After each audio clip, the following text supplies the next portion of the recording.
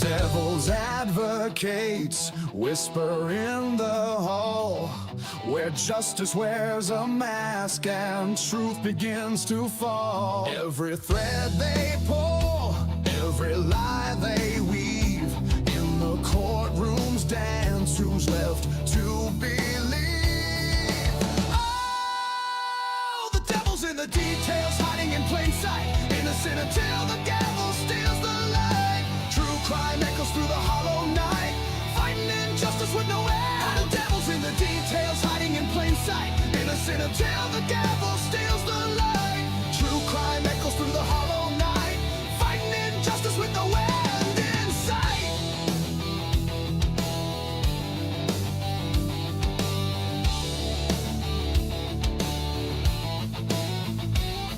A photograph fades where the truth once stood. Blurred lines between the bad and the good. The scales they tilt with every silver tongue, while the broken cry for a song unsung. Black robes sway like shadows on the wall. One wrong word and the mighty fall. Who's a sinner? Who's a saint? The jury's out, but the verdict's faint. Oh, the devil's in the details, hiding in plain sight, innocent until the gavel steals the light. True crime echoes through the hollow night, fighting injustice with no end. The devil's in the details, hiding in plain sight, innocent until the gavel steals the light. True crime echoes through the hollow night, fighting injustice with no end in sight.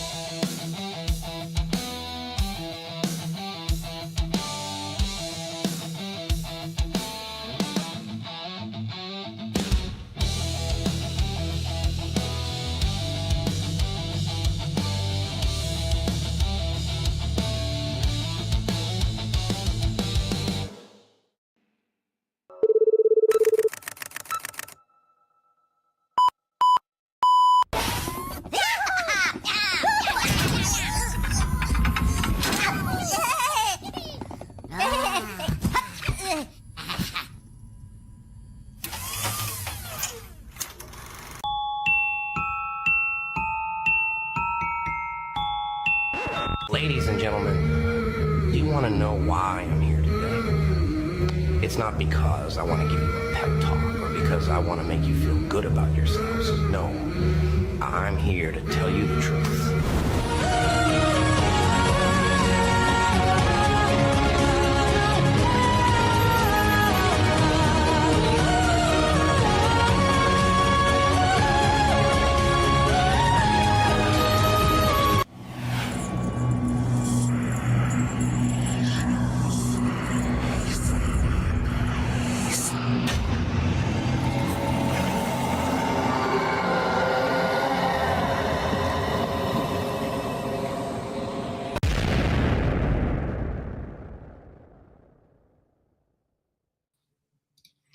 All right, everybody, welcome to another episode of the Crimes After Dark, Devil's Advocates and panel backstage. Can I get away from somebody backstage? Make sure I'm good on the sound. Okay, perfect. Sounds good. Tonight, I'm excited to say we have the True Crime Cafe, Dago himself in the house. We're going to try to get him on more often as well. And we might not have, I don't think, Jason Estes from Estes Crime Maze tonight. He's got a rib injury. What do you say? Intercostal injury. But it's really, really bothering him really bad. And so tonight he may not be here, but we've got Dago, which is great. We've got a full panel with, we got Robin backstage. We got one. I think we're going to get Joe from State of the Deep as usual on here. Let me say a few minutes to do some welcomes to people real quick. Then I'll get into what our show's content and style is about. And then I'll bring up my panelists and then we'll get going full steam. So I'm excited. It's a Saturday night. I love we're starting out with more people behind stage before we even get started, which is exciting to watch that grow. Next year is going to be really, really fun. I can feel it. By the way, if I slur, it's not because I'm hammered on a Saturday night. I literally had a tooth extracted not too long ago on one side of my face, and then I beat the living piss out of I bit my tongue.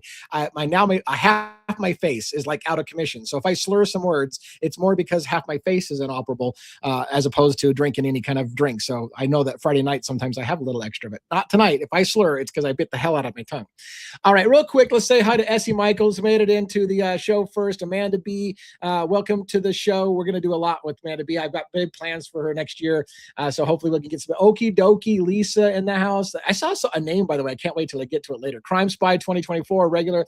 Welcome to the show, and as I've seen you many times here. So, and yes, I talk super fast. I had somebody tell me today, slow the hell down. Sorry, this is my style. I'm on full bore all the time. I may not be the creator for you if you get like ADD listening to, or you like, not ADD, whatever it is, that condition that you have when you start to get twitchy because I talk too fast and I make your anxiety speed up. That's just the way I am. It's not going to get any better. Pretty sure.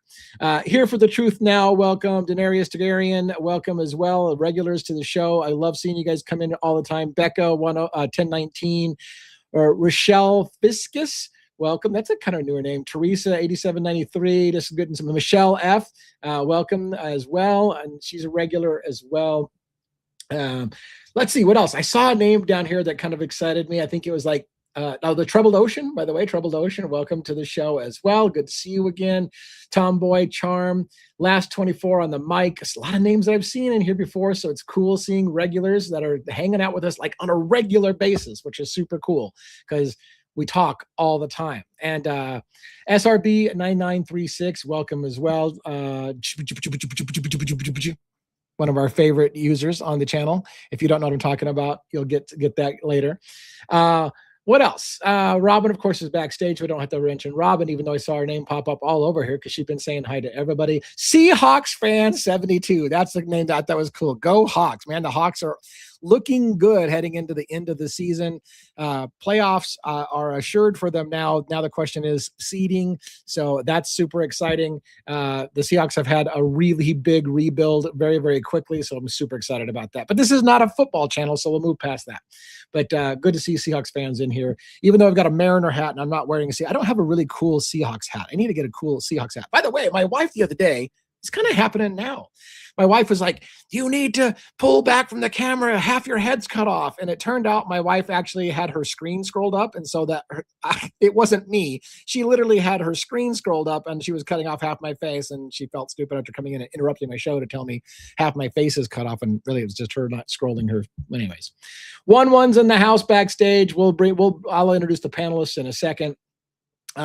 Tim Smith 5105, SRB 9936, and on and on and on. The Jeremy Pearson as well, regular. Love to see you here. Joy C. Carson. Anyways, I could go on and on. That's the bad thing about having so many people show up. Is Siggy, by the way, as well. Welcome. When you have this many people show up, I can't possibly say hi to everybody. And Dale Harrison is a newer name. I think Tim Smith 5105 is a newer name. Sparkly Starfish. I think I've seen Sparkly Starfish before. And Hey DA. So anyways, let's get going and bring up like Kathleen Bell. I'm still looking for names that I haven't there's a lot of people here. Okay, enough. Let's start bringing our panelists up, and then I'll talk about the show's format as I bring our panelists up.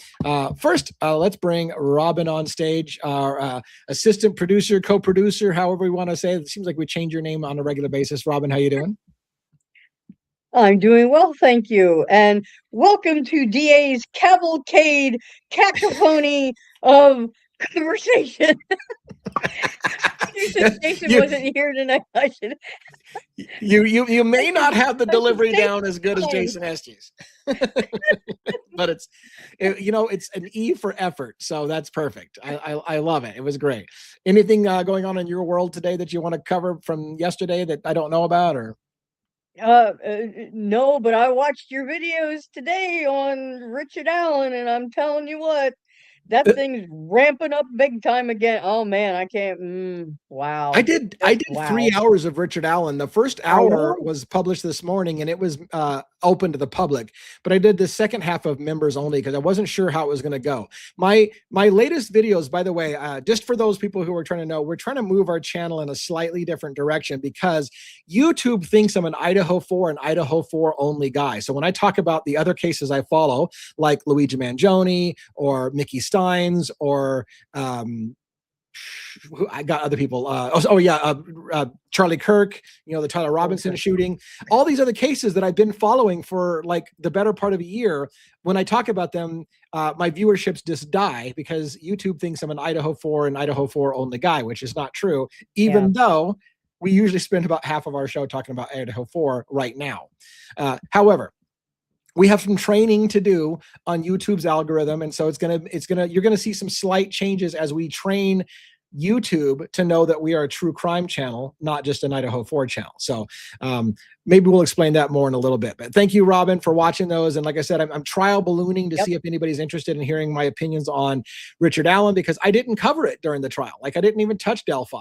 But it wasn't until his attorneys filed an appeal for wrongful conviction. And then that caught my attention because I'm like, oh, I'm all about wrongful convictions. Let's take a look at what his attorneys said. And oh my God, the things I did not know about that poor bastard's trial. Now, again, I say poor bastard. I don't know if he did or he didn't do it, but I tell you what, I have reasonable doubt for days on what I saw in the appeals that he didn't do that. Somebody else was a way better target and they rambled guy, as we often do in this country.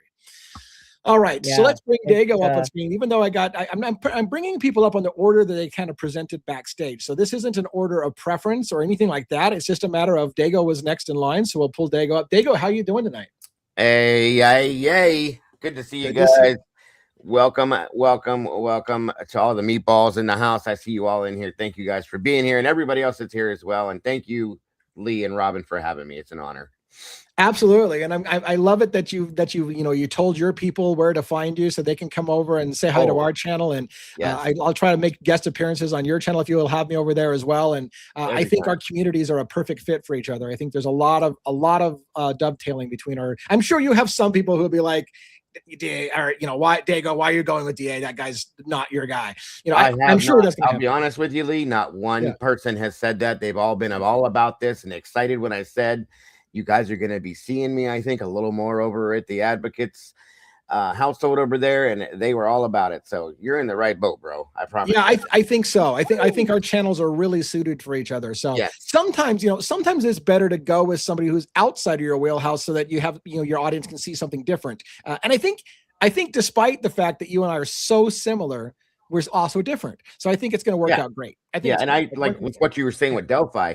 Well, I can't wait to get into that with you because I was all over that the whole time. And oh my God, I can't wait to get into that with you. I'm just telling you.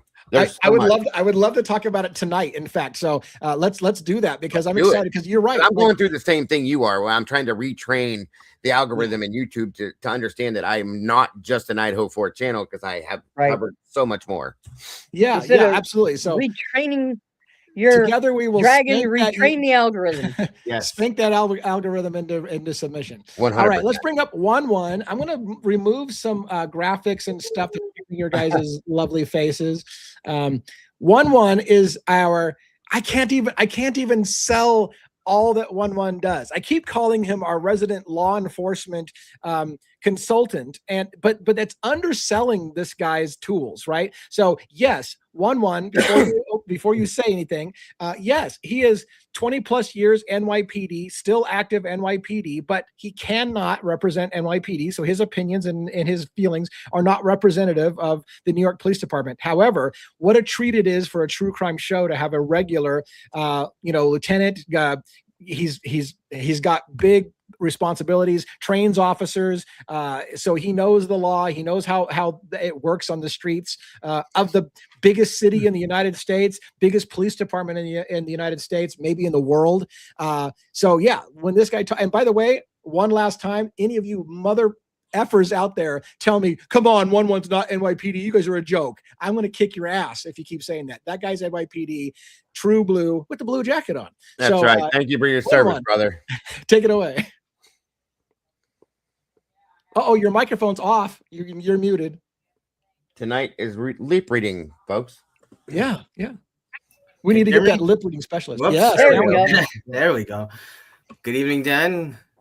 Thanks everyone for coming. Hello, Robin. Hi, Lee. Hi, Dago. Thanks for being part of us. We're excited for you. Thank you for to be having me. here. Yeah. So we got some interesting things to talk about later on. Some good points.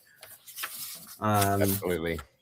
Yes. I had to actually before I go into my normal routinely intro, real quick, I had to brush up on some facts from the Delphi case and what. Oh yeah. I mean, crazy with. I saw your videos, crazy on all the appeal stuff, and just a crazy crime in general. I mean, just I'm sure we'll talk about it plenty, but For sure. all right, how does it feel to be alive in the den on a Saturday night? I'm loving it. I'm ready. Let's do this. Ladies and gentlemen, boys Feels and good to girls, me. people of all ages, welcome to Devil's Advocates, the podcast where the questions are uncomfortable, the conversations are unapologetic, and no narrative gets a free pass. This is not the show that tells you what to think. This is the show that asks why you believe it. Here, we don't just follow the headlines, we interrogate them. We don't just repeat talking points, we dismantle them. And we don't accept case closed when the evidence still whispers unanswered questions. In a world driven by outrage clicks, viral sound bites, and instant verdicts, Devil's Advocates exist for one reason: to challenge certainty, to question consensus, to explore the uncomfortable middle ground where truth is often buried. Every case has a story, every story has multiple sides, and every side deserves to be examined, even the ones you're told not to look at. We'll dive deep into true crime, controversial cases, legal gray areas, investigative failures, and the moments where public opinion runs faster than the facts. We'll analyze timelines, we'll scrutinize evidence, we'll confront bias, including our own, because playing devil's advocate doesn't mean defending the indefensible. It means refusing to stop asking questions. So whether you're here to challenge your perspective, confirm your suspicions, or argue with us out loud from your car, your couch, or your headphones, you're in the right place. And if you're not down with questioning the narrative, if you're not ready to hear both sides, if you're not willing to think deeper than the headline, then we've got two words for you: Devil's Advocates. Let's get into it. And with that, live from New York, it's Saturday night. I'm so jealous. He gets to say that all the time. Live from New York is Saturday Night Live. What a great line. It's like one of the most classic lines in our country. I love it. Anyways, yeah, it's very cool that you get to do that. So thank you for the intro. So for those who are unfamiliar here, here's the way this is going to kind of work. One, I love to have people come up if you're willing to come join the panel and you want to ask questions about the panel and you have a little idea how that works. You just tell us how you feel, or a question maybe you have about, hey, what do you guys think about this rumor, this whatever. We do try to be a little careful on the rumors thing. I'm a big kind of receipts guy, so I like to focus on the receipts. In fact, somebody kind of busted my nuts about the other day when I said, I told you all, so that, hey, I want to mention something that is rumor, but it's based on a bunch of receipts. You remember that? And I gave you like, do you remember this receipt? Do you remember this receipt? Do you remember this receipt? But here's the rumor. And someone said, you know, you really should stay away from rumors. You're known for the receipts guy. And I'm like, yeah, but I did try to tell you, like, literally, I'm just going to talk about, like, there's a difference between my long form videos, which are much more focused on receipts, right? And our live show, which is let's talk about all the stuff that's being talked about there, including maybe some rumors and some weird shit that's in the wind and whatever. By the way, I don't know if you guys got to see my members only video that I did today on some stuff that I got back from Idaho 4's public records request from Pullman, Washington. I want to share that real quick. It's not public facing video. I wasn't sure how it would play. So in my request, so one thing you may know in the Idaho 4 case, I've got a public records campaign, a GoFundMe to try to submit public records requests. And I believe that they hid exculpatory information in that case. And that's part of the reason why we got that guilty verdict in the first place. But in the return from Pullman today, actually it was yesterday, I got an investigation that had Kohberger's name on it from October of 2021, prior to the murders. And it kind of surprised me. I think I'd heard about it before because parts of it I remember hearing about. But the gist of it is this. In October of 2021, a year before the murders, somebody broke into a off-campus sorority girl's house in Pullman, Washington, on the campus with a ski mask and a knife, and came up to a girl while she was sleeping at around 3-something in the morning. And there was other females in the house. So it was a multi-story house of sorority girls that were sleeping, just like the Idaho 4 case. Somebody broke into the house with a knife and a ski mask through an unlocked or opened a door, just like the Idaho 4 case, approached one of the girls in her sleep. She saw him, she kicked him, and he ran away. That was investigated. And when it was not solved on who it was, they had a suspect. They had somebody that they believed what might have been done it. But Brian Kohberger was later questioned. Could it have been Brian Kohberger, because it has so many similarities to the Idaho 4 case? Somebody who broke into an off-campus sorority house full of girls in the middle of at 3 or 4 in the morning with a knife. Is this the same killer? Did he attempt to do it before, but now actually did it on this night? So they were looking for Brian Kohberger as associated with it. They ultimately concluded Brian Kohberger wasn't in Pullman, Washington, or this side of the state in that time. So they ruled him out. However, my $1 million question was, if you looked at the suspect they had in that case, years before, he had also done the same thing as breaking into a house with girls in it that were sleeping. So, this time, I don't think he had a knife. So it begins to wonder, was somebody progressing? Were they routinely breaking into sorority girls' houses, looking at girls sleeping? It started early by just early fascination, then developed to how we bring a knife to the scene, but then I chickened out, and then turned to full-on murder. And so if that was the pattern that was happening, was that person ever investigated as a potential suspect in the Idaho 4 murders? You talking about Cruz? Yeah. I think with Jose Cruz, right? Jose Cruz, yeah. Yes, so, that's him and his driver friend. Yes. What did you think, Diego? Do you know a lot about that? It sounds like you know about that case. I do. I looked into him. We just looked back into it last week, I think, or 2 weeks ago, and he has a friend that would drive him around too. That was something, and I can't remember. I'm sorry. One of my mods would probably throw it in here, but there was something about the guy friend of his, that the car he drove or something that related to this situation that made it make sense. I'll put it that way. And I can't remember for the life of me because of everything we do, and I'm scatterbrained half the time. But his DNA didn't match, right? Right. That didn't match, but something else matched up somehow, somewhere. I can't remember what the hell it was, and it was wild. Let me see. I think they tested a cigarette. I think they tested a cigarette. They followed him around, right? He was a little guy too, so that didn't matter. He was 5'8", 5'7", 5'7", I think. Yeah. Let me show you something. I'm going to try to show you something live. Doing it live. I think it was the car kind of matched up somehow or something. Yes. That's what I'm going to try to show you. Let me guess. It was a white launcher. Well, okay, hold on. Bear with me. And the cigarette butts were, Amanda, they were something there. They followed him around for a while. All right. I'm going to try to put this on screen. So first of all, I'm going to try to put this on screen. Share screen and do this. And remove this and add this. So this was the kitchen knife. And it's funny, when I saw this picture, I'm like, is this a picture from Idaho 4 with the kitchen knife that was left on the counter kind of thing? Right. This was a crime scene photo from the break-in in October of 2021. That's the first thing that I thought was interesting. Now let me put one more picture up here on screen in a second. Let me find it before I put it on screen. It's not that one. Come on, not that one. Unfortunately, I'm not. Oh, I can do the thumbnail view so I can see what the hell I'm looking at. Hold on.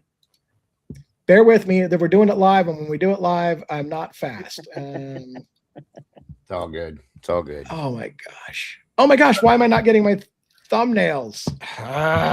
By the way, I hope everybody in here, including everybody up here with me, had an amazingly wonderful Christmas. I hope you all did. That's good to see. Thank you so much. Thank you we so had much. a very nice Christmas. Hope you Yeah. did All right, as here's well. here's the other thing I was going to show you.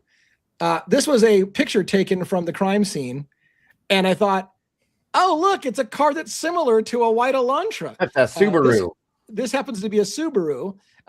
And I didn't read in the report why they took a picture of this car, but they took a picture of this car, and I went, here we go, another white car at a crime scene at 3 a.m. with somebody breaking in with a bunch of sorority girls with a ski mask and a knife.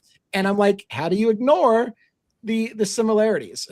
Anyways, it's just it took me way too long to bring it up on screen, but I wanted to show that as well. Well, you know, too, Lee, that reminds me, wasn't there another, somebody will correct me if I'm wrong, but I just want to make sure I'm processing this right. Wasn't there another supposed break-in in a sorority house in Idaho where they called police and somebody had seen somebody running through the house supposedly, but they never caught anybody when they went through the house? Wasn't there another one in a different sorority in Idaho? Yeah. There might have been. I kind of remember that. Okay. I know that in this particular one that there happened in was. Pullman, the guy did run through the house as well. They heard him running through the house and up the stairs and stuff like that. So there was that as well. But there may be another one as well.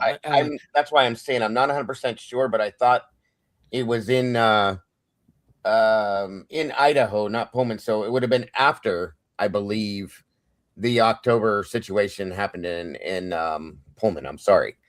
I can't do it. I do it my channel. I try to do it in my channel, and they were like, JP's fine. They go. I'm like, okay, so it doesn't sound right when I do it, only when you do. But yeah, he said sorority, so yes, I believe that's what it was. Yeah. So it's just it was interesting, and like I said, I did that as a members only because I wasn't sure that it had enough teeth on it. However, it was funny because it was well received. A lot of people who watched that video on the members site said, "Holy crap, that's really interesting stuff." Mhm. So should have done it. It was interesting. And one thing I believe was interesting about that, if I remember correctly, was that the one girl, she actually kicked the guy. Yeah. Was like fighting him off. Yeah. Yeah. And I'm thinking, okay, that's just one person. And so you got 4 people, but one super ninja dude came in there and killed all 4 of those kids. I mean, yeah. Yeah, and I think I want to pull another graphic up on screen, by the way. Not that graphic. That's not the one. How about this? How about that one? Jose Anibal Cruz, who was a person that was listed as potentially a guy that was watching the girls from next door. Mm-hmm. When the police investigated him, there were several problems with his story. His alibi had holes all through it. He had told them that he got off work at 2 a.m. It turned out he actually was off work at 2:20 in the morning instead. He had told them that he didn't go home. He went to a friend's house. They later on found out that his friend said, yeah, he left and was home before 3 o'clock in the morning, which would put him in time for the attacks and stuff like that. So there were several inconsistencies with his own story that they thought this guy was suspicious. So it was interesting. Right. Lee, I got something for you to pull up. Yeah. I put it in the assets folder. Okay. I labeled it. I think I labeled it 1227. Yeah, there's three. There should be 3 pictures. Okay. In the live assets folder. Yeah. And what? Trying to look for them.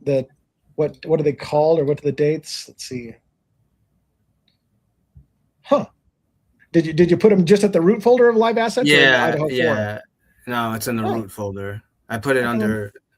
It should be under the date. I don't see them, but you can put them up. You can click on it and actually place the image in the backstage for me, and I can show it on screen. You can click on the load image file and click on it and put it there. Because I don't see them. Let me see if I can look real quick. So yeah, but anyways, the bottom line was I love the fact. I mean, I've been putting so many videos out. I'm surprised that you guys have time to watch any of my videos. But so yeah, if you go if you're in the root folder of the live Yeah. assets, you see where Yeah. it says like Luigi, Rex, Kirk, Steins, Idaho, slideshow. Yeah. There's a folder that says for today's show 12/27. Oh, okay. And there's three pictures. Okay. And they all have to do with it was something that actually Phoenix brought up. Did put in a show yesterday, but I thought it was a good talking point just to go over. So no. I mean, so this is referencing, I guess, like how from a document what they labeled. So this is second floor west bedroom door and plate on floor. So this just specifically it mentions west bedroom. You know, is it an actual plate on the floor, or are they talking about something else? But I mean, it's just a reference to it. But the other thing that's more important is the other two pictures, really. Let's add that. Yeah. So one is that's an overview of it, and then the other one is kind of a close up. Okay, give me a second. I have to be careful about showing my screen because I haven't decluttered it from potential things that'll make everybody have nightmares and have to get therapy, and I don't want to do that. So what we're looking at here, what we're focusing on, what does that look like to you? It's like the door was kicked in. I see the back. It looks like a toilet in the back. Yeah, it looks like So this is the door, and right. So where where have we seen anywhere in any story or that they had to break the door open? If you look at that. Now is that one of the thumps that one of the weirder thumps that we hear on 11 right on 1112? Did Kaylee lock herself in the bathroom and they broke the door? Yeah, right. Because now we did hear. Now Dylan, maybe her, whether purposely or not purposely, whatever the issue is, she just say Kaylee went upstairs. She heard her crying in the bathroom or whatever. I've also heard different things. Kaylee knew someone was saying to hide, or I've heard all different things going on. Was she trying to hide in the bathroom? Did she lock the door in the bathroom? I mean, to me, that looks like a broken plate. So let me that's just interesting. So right. The plate that you say was in that thing, maybe the plate for the door, what you're saying. Yes. It's not like a dinner plate, but the plate for the door. Right. I see what you're saying. Yeah, that's interesting. At first I was starting to play devil's advocates because that's what I do, and say, well, how do we know that the door handle hadn't been busted for a really long time? You can't prove that wasn't that was done that night, right? Because they could have been missing a door on that fucking thing for months, right? It's just interesting to look at. Well, yeah, and you bring up an interesting point though. In the PCA, I was looking at this just again. They mention that you can hear from 1112 King Road residence next door a thud and a dog barking as part of their evidence to support Koberger leaving the house at 4:17 in the morning.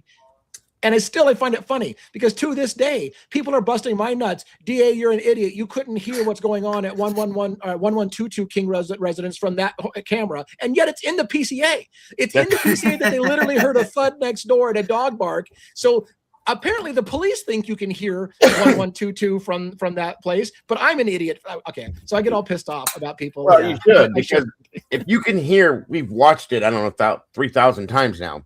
If you can hear the door across the street directly from 11, right. I think as loud as you can. Why couldn't you pick up a thud? Come on. I think that house is 1119, if I remember. Yes, that's it. Right, it is. Right. The one down at the end, And I think it's I forget which creator it was. Someone, I don't know if it was whoever it was. Someone showed it was like a slight delay too in the camera. You could hear that. You could hear them close the door, and that's way across. That's way further. across. That's further away. Yeah. Right. And one more time to beat a dead horse to death, because that's what I do. I just beat the shit out of a dead horse, and that is, again, what do you not hear between 4:07 in the morning and 4:17 when they say the murders are happening. No Anything. screams, nobody fighting back, none of that. What do you do here on those recordings of that same camera between 2:30 and 3 in the morning? Everything. Screams, horrific screams, fights, Yes. struggle, thumping and slamming around. You hear that, and yet I'm still the idiot. I'm still the idiot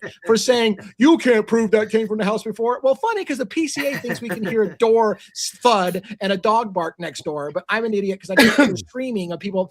3 of the 4 people fighting back, defensive wounds all over the body. They would be screaming, but I'm still the idiot for saying you wouldn't hear them from that far away. Since you brought that up, I want to point something out to you guys real quick that one of my moderators, she's amazing, pointed out the other day that I'm sure everybody's realized at this point, but we noticed, Lee, you've been there. Okay, you know how close together the 1122 property is as compared to 1330 Linda Lane or whatever the hell it is over there that's within that fishbowl right there behind the Queen Apartments where we see that camera view, right? Okay. Yeah. Very close. It's like 50 yards from house to house, okay? Mhm. So what amazed me, and I don't know how I didn't catch this. I love Lucy though. I do. And not that wasn't a pun. I know it was horrible. I love Lucy. I do. Yeah. She was like, you cannot hear if you listen to that 1330 audio at, like you said, between at 4:17 forward. Guess what you don't hear, you guys, is a dog barking. Yeah. Right. There's no way that you couldn't hear that dog barking. Even it would nothing. There's no sound at all. So that tells you right there, at least me. Yeah. The manipulation is real, folks. The manipulation is real. Yeah. And I just don't understand why it is Sorry. that logical people can't see that. Like there needs to be a lot more logical people in the world. They can't possibly see that there's a problem with this. You are so blinded by mainstream narratives that you can't see what's right in front of your face. Yes. That those sounds are not consistent with 3 people or 4 people being murdered next door to that camera, but you still think you can hear a thud against a wall. You can clearly hear a thud against the wall, but you'll excuse away 3 people fighting for their lives, or 4 people. I say 3 because again, one person, we know that 3 had defensive wounds. So 3 had to be awake. You might be able to argue one of them was sleeping. But again, remember the official bullshit story was they were all sleeping. That's why it could happen so quickly, because they were all asleep. In fact, we kept getting told over and they were all completely hammered and drunk and sleeping. So therefore, that's why it happened that fast. And then slowly it came out, okay, maybe they weren't all drunk. Okay, maybe they weren't all asleep. Okay, maybe they were fighting back. Okay, maybe they fought like a tiger. Maybe they fought like hell. Maybe they had a whole bunch of defensive, like it just kept getting worse and worse. When the official story at the beginning was they were all dead asleep, and that's why it happened that way so fast. But I absolutely agree with you, Little. Everything that they have told us, the truth has come out, and it's the exact opposition to everything. Exact. It's nuts. It's nuts to me, which is why we're still pissing and moaning about this case well after it's over. Because again, it takes time sometimes for these things to be overturned. And will it get overturned? We don't know. But here's the thing, by the way, for those who don't know, I did get an official response back from the Idaho's Attorney General. I had asked them to open up a criminal investigation into this case. They have denied to do so. They denied to do so. However, not because there's not merit to the case, but because they don't have jurisdiction. And here's what their argument was. The Idaho Attorney General must only investigate elected officials. Moscow Police Department is not an elected official. So they would have to investigate someone like the sheriff, for example, who's an elected sheriff position or something like that. So they basically told me to either rewrite my complaint and make a complaint against the sheriff, in which case maybe they can investigate a sheriff, or they said, take it up with Bill Thompson and have Bill Thompson look into Moscow Police Department. Well, that's obviously a non-starter since Bill Thompson's part of the potential problem. So the next step after that is, if you want to take further action, it's to go to the Department of Justice.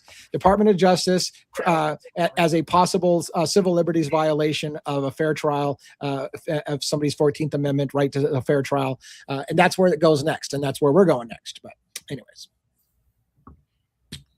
But it is what it is. We knew we would have to play the game a little bit, and it is what it is. It was a nicely crafted letter. They were polite by saying, hey, look, we're not going to do anything about this because it falls outside of our jurisdiction. And maybe that's correct, and maybe we wasted our time. But we started the process, and we will continue to move the process to where it belongs, which is, I guess, with the Department of Justice. And so I'm going to recraft the letter so that the Department of Yeah, great. That's Yep. great. And I think It's not a waste of time.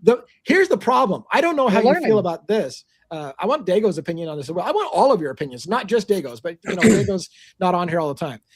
I don't know how you feel about, or how much you know about the Luigi Mangione case, but Pam Bondi, as the U.S. Attorney General, did what I believe and his attorney believes is an unprecedented move by going on national TV and telling everyone in America that Luigi Mangione murdered Brian Thompson in cold blood. And if there was ever a person that should be executed for this crime, it's Luigi Mangione. If there's ever a clear case of cold-blooded murder, it's Luigi Mangione. This was complete violation. She, as the Attorney General, she never should have said that shit from a public pulpit, and then directed the New York to execute Luigi Mangione after prejudicing the entire nation by saying, look, he's a murderer and you need to go after him. That should have never happened. Now, here's where I'm going with all of that. That is the Department of Justice. When we filed a letter saying you need to look into Brian Koberger's case because it was unfair, Pam Bondi is in charge of the Department of Justice. Has she already shown the integrity that she's likely to look into a case with open and fresh eyes? Or is she going to be like, if anyone is ever guilty of a crime, it's that motherfucker, Koberger. Of course he did it. What does that remind you of, Lee? What does that remind you of? I don't know. Refresh my memory. What does it reminds me of a judge by the name of Hitler doing the same thing. Oh, yeah, for sure. Exact same thing in a different circumstance, but same thing. Yeah. So it begs the question: Do you go ahead and file it with Pam Bondi when you already have reason to believe Pam Bondi doesn't give a shit about presumption of innocence? She already believes people are guilty before they even step in. I mean, that's what she's shown. She's the kind of person that's ready to convict somebody before they even go to trial. Is she going to be the person that's going to champion wrongful convictions? Nope. So do you wait? Do you wait until the administration changes and Pam Bondi's out of office? Or what if there's a possibility that somebody else just keeps Pam Bondi in that office when they take office? Like, what do you do?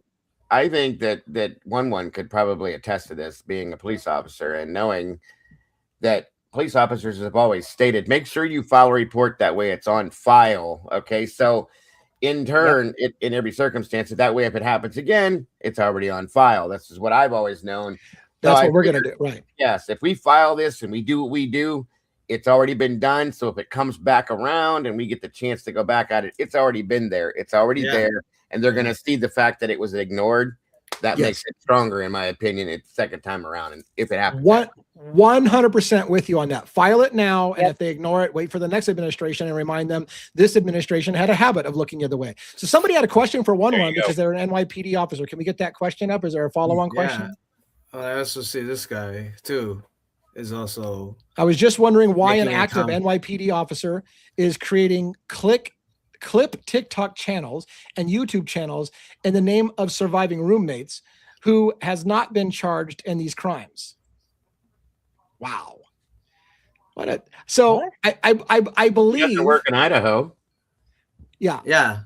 And it, with that said, if I don't know if you're new to this channel or what we do here, we challenge all narratives. So unless something is definitively proof, blood DNA stuff, we have definitive stuff that has receipts that we can account for. So under no circumstance have I ever said, oh, I think Dylan is a killer. Oh, I think Bethany is a killer. That has never come out of my mouth. What has come out of my mouth is that Dylan has lied, and she has lied. Just watch, before you want to make comments, watch her interviews. I have 20 years plus of experience, and I could tell you without question, why there was not a certain follow-up as well. I don't claim to be better than any other law enforcement person, although I don't know the experience or whatnot. That's left to the imagination at some of these first interviews that we watched. I mean, I've said numerous times, because I have a certain perspective or what I would do, that doesn't mean that is the answer for every case. And I can just tell you what I feel, what I would do, what I would, going to the scene. If I was on scene, one of those first officers, Hunter Johnson, should have been placed in handcuffs, not under arrest. He should have been placed in handcuffs. Damn. Yeah. Under no circumstance. I don't, there are different, sometimes there could be, 12 different ways to get to the end road, to get to the goal line, the final path. This is true. However, one of the paramount things of law enforcement is safety above anything else.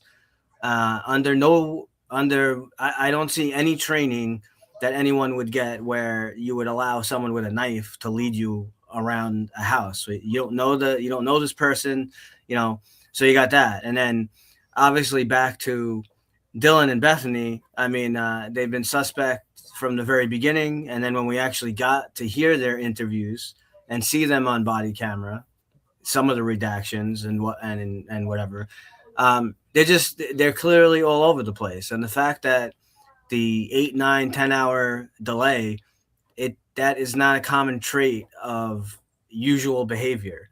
So people will always say the devil's advocate approach to that. Well, no two people are going to act the same. And I would agree with you in that myself, as well as I know Dago has extensive experience with his prior job and field with, I'm sure he's seen plenty of people, hurt and homicides and all that. He could tell you himself how we handle seeing a dead body or someone hurt might be different than you and how we react. Absolutely. However, if I could add go ahead. I wanted to back you up a little bit because I have somebody that's very deep in my community as well. Senor Wazowski, he's in here tonight as well.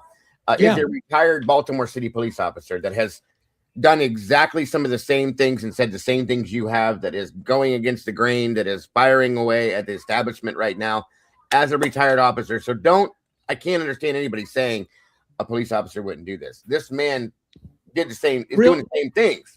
So there you go. Real quick, I have to address something because somebody's asked if Robin something. I kicked that person out of this room. I told you at the beginning of the show, I will not stand this bullshit of people calling one a liar that he's not a cop. And you fucking did it again. I just told you don't do that shit to my fucking guests. He's NYPD. I 100% convinced you is. And you just said he's a liar. He's not NYPD. You're fucking gone. And so I will not stand that shit. I don't know what I have to do. I don't know what I have to do, but we will not tolerate that bullshit. So yeah, I bounced that person. Why does anybody have the right to call that, Lee? That's my problem with it too. You don't have the right to call that out. You don't know this person. Yeah. So no, I'm not putting up with that shit. I know for a fact he's NYPD. So you guys can all piss off if you're going to. I can't believe this is even happening. Why are people coming on my show attacking one saying he's not a cop? You guys can all just take that shit somewhere else. So anyways. There you go. Sorry for the rant. I'm taking that shit okay. personally. I'm getting tired of that. It's really frustrating to me on a personal level. Like I had the same thing happen one time. I had an attorney on my show and someone said, I just looked you up and I can't find your bar number. You're not an attorney. And I'm like, fuck off. Like literally I've looked up this person's history. They're on Wikipedia. You can see their whole history and everything they've done. It's not a secret. So I'm sorry that you have shitty detective skills, but they are a person. Get the fuck off my channel. Like it must have been here and call people out. Must have been an angry security guard. They couldn't make it past the test, so now they're mad at one. I can't believe how mad I get about that stuff. I get it. You don't call somebody out of their name or out of their if they claim what they claim. It's been done to me as a firefighter and a first responder, and once it was proven, then everybody tightens up and you don't hear from them again. So yeah, grow up, people, grow up. Yeah. Yeah. All right. So I will let that go. There's the gentleman right there that I was talking about. Senor Wazowski. Yes. Wazowski. Retired Baltimore City police officer. Again, I thank him for his service as I do one. So go ahead and call him out because he'll tell you exactly where to go and how to get there. Yeah. Oh my gosh. All right. So what else do we let's try to we need to compose ourselves. All right. Gotta love it. Let's talk we all need a drink. Yeah, we all need.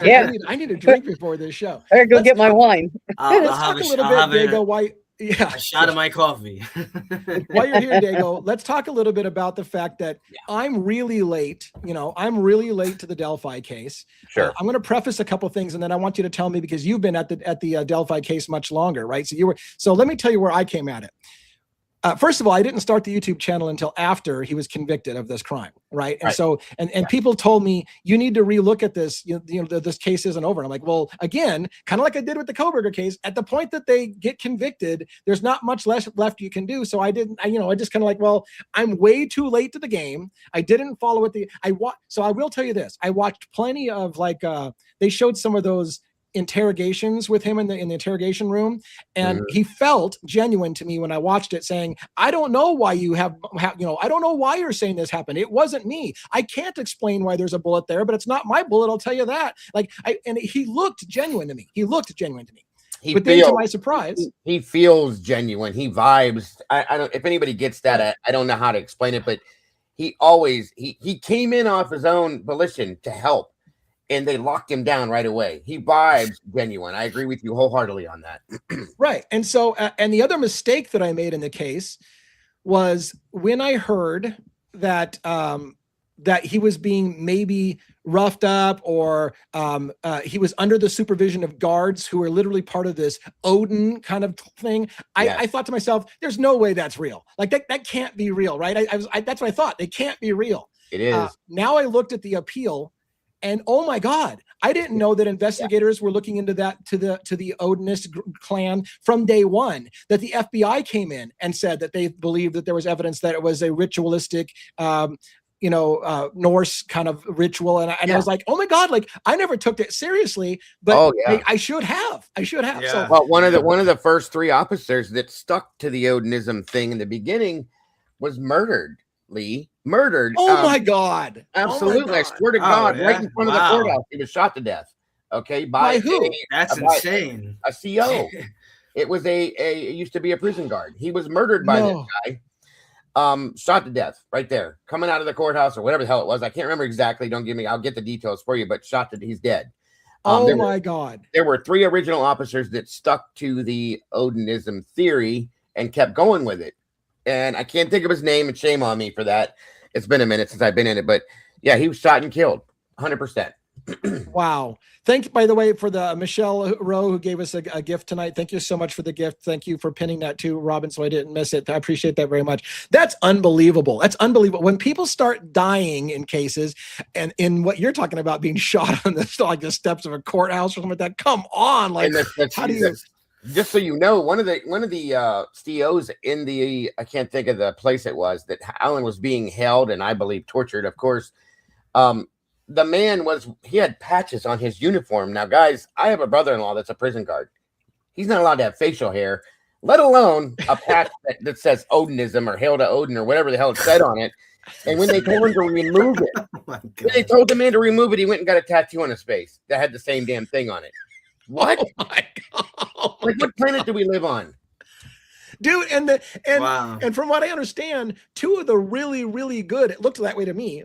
Now again, I didn't follow it, but two of the really, Brad Holder and his friend. They literally came in. One of the guys came in wearing a pendant that was part of the Odin Norse thing, said that he was a leader of the community of this pagan group. There was witnesses saying that they had a fight over the fact that he wanted to up the ante from animal sacrifices that they were doing to make it a bigger sacrifice. Like all of that shit, I would have said that can't be really happening. It was really happening. Absolutely happened. Yes. Greg Ferenczi, that's it. Officer Greg Ferenczi was the one that was murdered. And that happened when Alan was in Westville. Thank you for that. Patrick Westfall was the other. So Brad, I think it was Brad Holden and Patrick Westfall were both in the early stages of the investigation with crazy connections. Right, Holden's son was dating one of the victims, or at least had. I don't know if dating is the right word, but Brad Holder's son was dating Abby. Thank you. Yeah. It's been a minute. So I'll back it up. I have it all in my brain. I just have to get. And Patrick Westfall, yes, very much involved. And there's quite a few more people, Lee. Quite a few more people. No lie. It's insane. It's insane that I missed the boat on it because, like I said, all I saw was some of the tapes, some of the, the whole, I didn't do this. I don't know why they're saying they did this. I heard the infamous call that they recorded, supposedly with him and his wife, saying, I did it. I killed those girls. I'm sorry, kind of thing. And I thought funny because when you read the appeal, he in the same conversation said, I guess I did. I killed those girls, or at least I guess I did. But of course, the part that they play for America is I killed those girls, not any kind of questions about whether I did, or maybe later on going, did I actually confess to my wife? Did I say that? Because I don't remember saying that.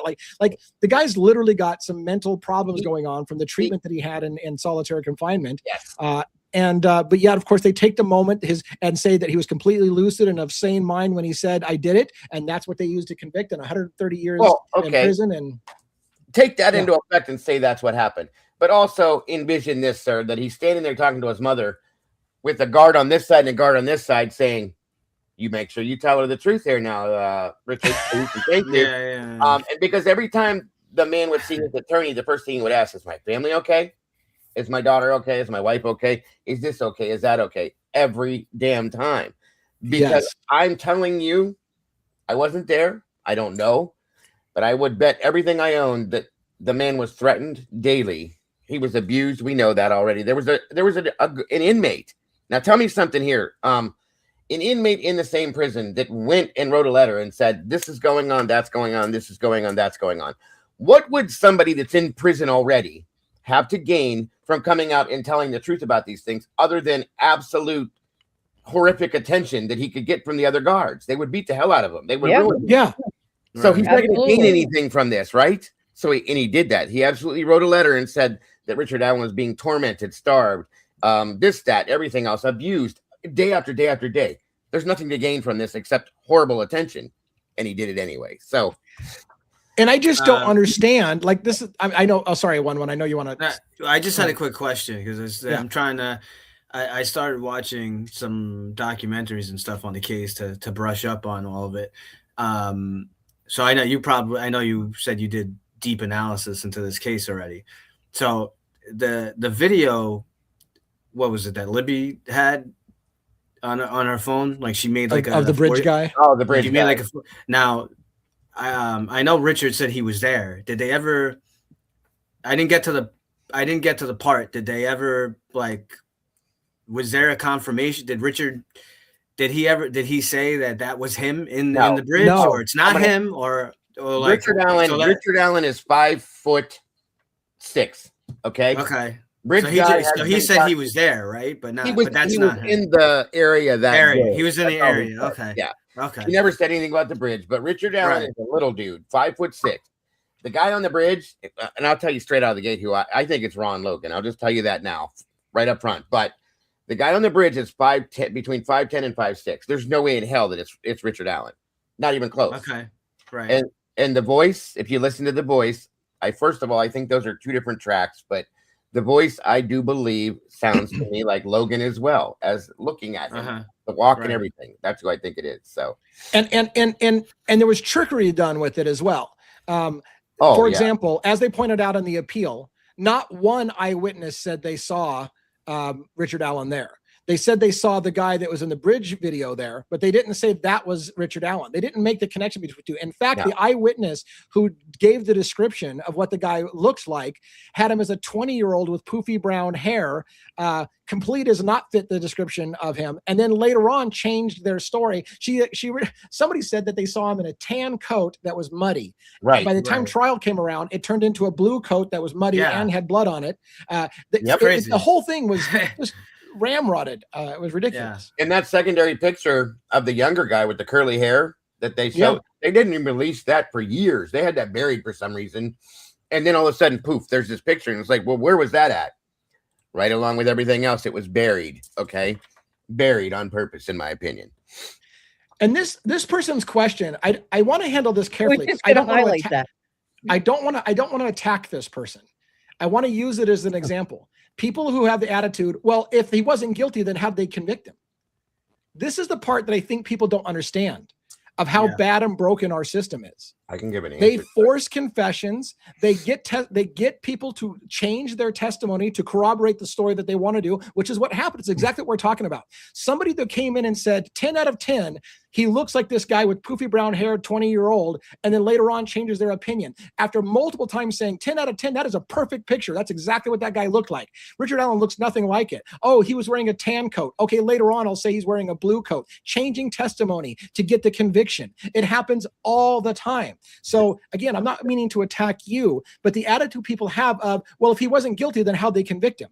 You need to read books like John Grisham's The book called Framed to see how people convict people who had nothing to do with the crime. Read that book. Read the first case. Just read the first case and watch them put 7 people in jail for a crime they had absolutely nothing to do, while the real killer walked free. And eventually, I'll give you the spoiler, the detective who put all those people in jail ends up going to jail himself. But it happens all the time. It's just an example. For bribery, right? Take into effect. Sorry, one. Take into effect. Richard Allen worked for CBS forever, okay? From when the crime was committed until he was arrested for the crime, okay? That picture, the original picture, not the younger one, but the other picture, was posted all over the city of Delphi. Inside bars that Richard hung out in, inside grocery stores, gas stations, CVS's, Walmarts, whatever the hell you want to call it. It was everywhere. And you're going to tell me that for 6 years, people walked around and got their prescriptions filled or seen this man at the CVS and never said that, hey, that's you. Come on, guys. Yeah. Come on. And so Panda Hug had a follow-up question, and it does look like they're doing it in the right frame. They're respectfully asking questions. Hey, look, I don't know the case. I just want to know how the jury got tipped to convict. How the jury got tipped to convict is because they got a confession from him in the prison. And that's, again, the part that people a lot of times don't understand. Well, if he said he did it, then he did it. You don't understand how false confessions happen. That guy's brain was broke, and he was threatened. He was intimidated. Watch what the appeal says. What happened to Richard Allen in prison was ridiculous. And they completely ignored the fact that Richard Allen was eating his own feces, was interacting and talking to things that weren't there, that were swinging his fists at things that aren't there in the air, saying that he's God, saying that he's on an airplane, asking for mommy and daddy. All kinds of shit was going on. They didn't tell any of that shit to the jury. They said, hey, during a lucid moment, he told people that he did the killing. And he was also being fed medication that he had no idea what he was being fed, and he was not literally under a doctor's care as per se you should be, okay? That was happening as well. Not to mention, the biggest part of this, you guys, that you'll see at some point when you look into it, and I'm sorry, but I get excited over this because there's so much wrong with it, was that Judge Gall, the judge that oversaw the entire case, only allowed a quarter of the information that the jury should have seen to be allowed in court. A quarter out of 100%, 25% of that, she only allowed that much to be seen. They missed so much other stuff. So there's that as well. I'm going to put that book on screen. We got a picture. Lee has a picture of it. There it is. That's the book. You should read that book. It is excellent. It should terrify you watching, because what should terrify you is to realize that every case they're talking about this is something you can see happening in any place in America. It's a system of systemic flaws in our system that this can be repeated over and over and over again. There's a really scary one. If you get past chapter 1, and you only need chapter 1 to be convinced that we've got a problem in this country. There's another one where a medical examiner had done ungodly numbers of convictions because of his expert testimony, because he was super good on the stand. He could talk in really big words. He was charismatic and connect with the jury, and he repeatedly convinced people that he absolutely has 100% proof that this person did this murder, and there's no question whatsoever. There is no doubt it was anybody but them, and they convicted people over and over and over again because he was really good at talking, knew how to use really big words, and it turns out that guy was full of shit. But everything about that guy was full of shit. So read that. It'll scare the piss out of you. How many people are convinced by expert testimony because you're good, you're charismatic, and you know how to use big words? And when you baffle a jury with science, you're like, well, it sounds like it's good, so must be true. Right. Have you ever taken Haldol? Anybody up here ever taken Haldol? I have not, no. Okay. No. So if you've never taken a medication that's that strong, okay, I'm pretty sure that I could take that myself. I'm a bigger guy. and I would probably confess to JFK's assassination on that medication. I'll just tell you right now, the man was on medication, strong amounts of medication. In turn, had no idea who the hell he was, guys. I'm telling you, and he was being locked down. You're only supposed to be, I had the statistics, but you're only supposed to be put into what you call the hole, whatever you want to call that. So, Right. For short periods of time, because mentally you'll detach. And the man was locked down for a long period of time in that sense. So understand that as well. Not only that, Dago, but in particular, coming into I think it was WCU was the how they referred to it in the appeal that I don't remember what the acronym stands for, but it was a correctional unit or whatever. That was the hole, the shoe, whatever you want to, in solitary confinement.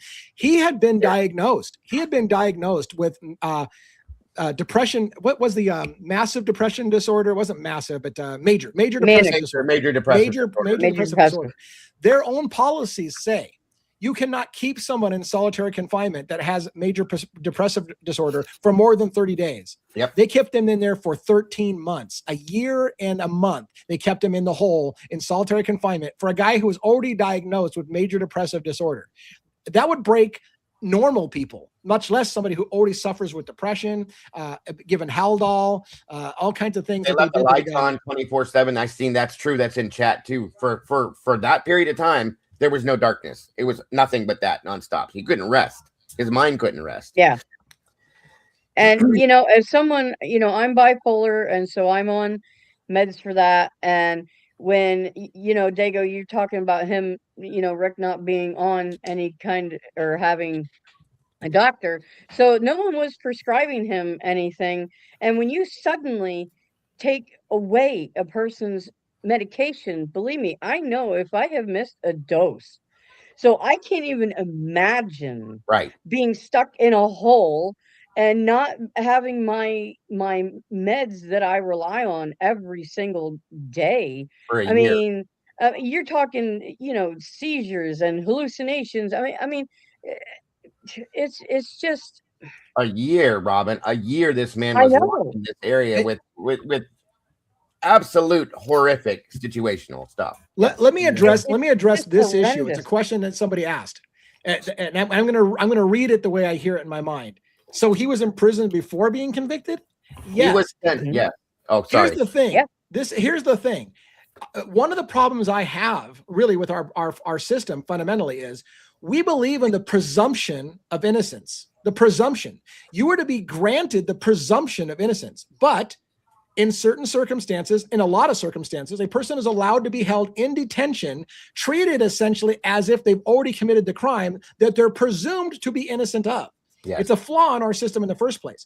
But even worse with this individual is normally he would be in a lower level detention center. For example, in Idaho 4, Brian Koberger was kept in a lower detention center. He wasn't moved to CUNA, his multiple maximum security thing, until after he was convicted. He's not supposed to be in the major heavy security place. But they took Richard Allen extremely early in the document, the appeal. They said they've never seen it ever happen this way before. They moved him from a low level security into the hole, into one of the worst systems in the thing, which is designed for punishment of criminals, not for holding somebody temporarily while they're waiting for their trial. No, it was they were already putting him someplace to be punished for a crime he's presumed to be innocent of. When you get arrested for a crime, you go to county jail. We'll just say that locally here. Okay. They took him to his first hearing. They sent him to prison, period. End of story. And they said it was for his own protection. I'm calling bullshit. But they sent him directly to prison, folks. No $200. No pass go, no, none of that bullshit. He went directly to prison. I've never seen that in my life, ever. Yeah. He should have essentially gone to a jail facility and he went to a prison facility. Yeah. Yes. Right. Absolutely. So, yeah, I hate to say the words. Here's the thing that's, morals come into this, right? Here's the problem, right? If Richard Allen did do it, there's a good number of people who will say this: I don't give a shit what happened to him in prison. Fuck that guy. He should rot in hell. I hope he got tortured every day. I hope they kicked the shit out of him. I hope they made his life living hell. I hope they did break his mind because he's a child killer and a murderer. And that's what he deserves. There's a lot of people who feel that way. Sure. And you know, I don't know how to really address that. Like, well, they have less proof in this case that this man committed this crime against these two young girls than they have in the Idaho case. I'll tell you right now. All they had was a bullet. That's it. A bullet that matched his gun. and wasn't used Everybody in America owns the same gun almost. And it wasn't even discharged through the barrel, folks. It was just, they said it was loaded and unloaded. That's it. Racked and unracked. Yeah, an unspent round, round that was, and not only that, Dago, not only that, sorry that my panelists who I'm here, I'm going all riffing on Dago back and forth, and you guys are all sitting in the wings here. I mean, but you threw me out. Not only that, but during his confession at one point, Richard Allen said he shot the girls. Yes. The girls were not shot. Never. He literally confessed to a crime that didn't happen. He never shot anybody. No one shot the girls. But he said, I shot the girls. But you know what they didn't do? They don't tell the jury he said he shot the girls, because they'd be like, well, wait a minute. Did he really do the crime? Because he's saying he shot him and he didn't shoot him. No, they only gave the parts that would fit what the actual crime was, not the part where he gave like, hey, I shot the girls and then I cut them with the knife. They're like, okay, we're just going to go with the cut them with the knife part because the girls didn't get shot. So we're not going to tell the jury you said you shot them, because that didn't happen. Right. Right. It's exactly 100% what it is. Anything they could use, just like in Idaho, to convict this man, they absolutely did. 100%. Yeah, absolutely. And on the one hand, go ahead. Yeah. Well, no, go ahead. I guess is 1-1 still there? I see you. For a minute, I thought you were frozen because 1-1. No, so I'm here. I'm here. I'm going to ask you a really difficult question. Uh-oh. On the one hand, our system is designed to do this. Law enforcement finds a suspect, they arrest the suspect, and then the prosecution's job is to prove that that suspect was the right person they got and convict them, right? The defense, likewise, is to say, we need to prove whether or not the person did or didn't do it. And it's the jury's decision, the jury's job to determine which one of them is correct. And where I'm going with this is, you know, this whole idea of they just tell the parts, they only tell the parts that lead to a conviction. One could argue that's exactly what the system is designed to do. The prosecution's job with law enforcement is to make their best case, right? Mm-hmm. It's to make their best case on why they got the right guy. So if they just happen to not tell people, that makes their case look weak. You could argue that's their job, to give their best case. And it's not their job to give any kind of thing that weakens their case. It's the defense's job to do the stuff that weakens the case. And it's the jury's job to decide which one of them is telling the truth. Do you follow what I'm saying? Yeah. So is there any part that we say it's okay for them to leave stuff out that might lead to reasonable doubt, and leave stuff out that convicts, because their job is to present their best case, and it doesn't help their case to say that there might be other explanations? No, I mean, it should be full discovery, full transparency. The evidence is the evidence. I mean, the problem, and you've said it before, and I'm not a detective, but I can tell you from people I know and what I've seen go on with certain stuff is, unfortunately, just like you're saying, the way that the system is designed, the detectives get narrow-minded. They get set into this, this one suspect, and then everything has to fit around that one suspect. So it really comes down to someone has to have the utmost integrity to come forward and to say, because they want to close whatever this case. And then now think about, a possible case that might have some kind of, news momentum or national, momentum, whatever it is. And, they're on the spotlight, and they want to make everything to that, that narrows down, suspect vehicle 1. Oh, it's there it is. It's his white Elantra. His white Elantra's here. His white Elantra's there. Not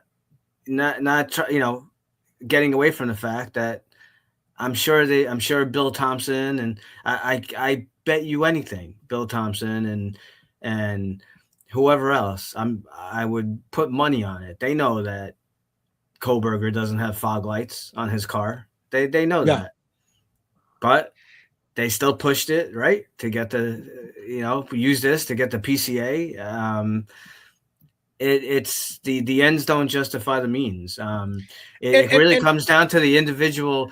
If you want to prosecute the case, but it's the jury. They really have to hear all the evidence, and unfortunately, like you're saying, it's like, well, just to put it bluntly, I heard them say it on your show, the custody queens.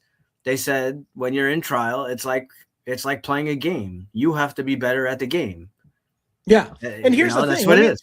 Let me break down the fog lights as an example of how I think it should work. Right? Okay, so police make an arrest, and they use words like a vehicle was seen that is consistent with. That's the favorite word they use, consistent with, right? It's not saying it is Brian Koberger's car. They see a car that's consistent with the vehicle that Brian Koberger uses.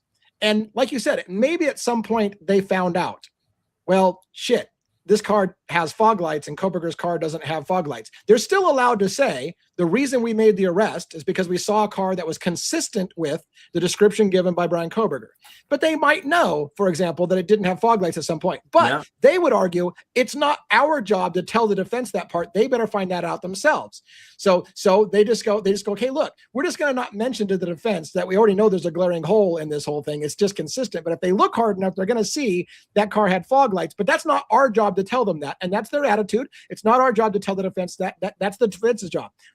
But the problem becomes is when the defense catches it, if the prosecution makes steps to say, you're not allowed to tell the jury that you found out the car didn't have fog lights, we're going to keep you from saying that, telling the jury that becomes a major fucking problem. Yes. Because at the point that they did discover it and someone says, nope, you're not allowed to tell a jury that, there's some little technicality we're going to use that you're not going to be allowed to tell the jury that that it damn well the car didn't have fog lights. That becomes the problem. And that's a lot what happened in the Koberger case, was things that they found they weren't allowed to tell the jury about. Or to double down on that, or having a judge that's not allowing certain experts to give their opinion. I've never heard. I mean, maybe Dago, maybe you guys, maybe I haven't heard ever in any case. I mean, I know there's some wacky, wild judges out there that have been off the wall, make some radical decisions. I have never heard of really a judge throwing out an expert witness in a field at the caliber that Cy Ray is in his field. I've never seen it. No. It's insane. Never. It's insane. Yeah. Or a judge holding the hand of one of the prosecutors. I think Dago, you're muted if you were trying to say something. Oh. I'm sorry. Go ahead, Robert. What you're saying anyway, please. No. Go ahead. I didn't mean to jump. No, you didn't at all. It was my fault. The only other thing I've ever seen that's remotely close to that is in the Delphi case. She would not allow, this woman should be behind bars. I'm sorry.